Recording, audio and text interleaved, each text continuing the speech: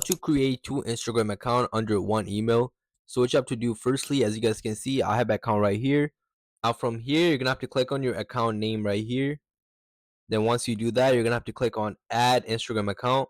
Now from here, you're gonna have to click on the second option right here where it says create new account. And as you guys can see, it's telling me to pick my username. So I'm gonna just put a username. Then once you find the username, click on next.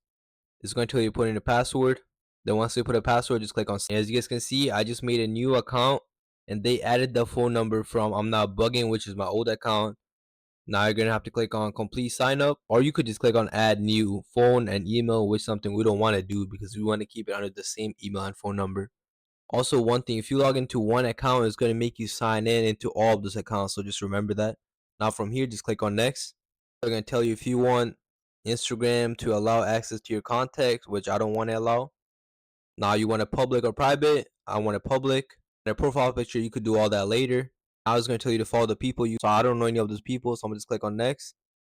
Now you could add an email address, which is something I'm not going to do. I'm going to just click on none now. Just choose the things you like. So I like dogs, animal, and food and drink. Click on next.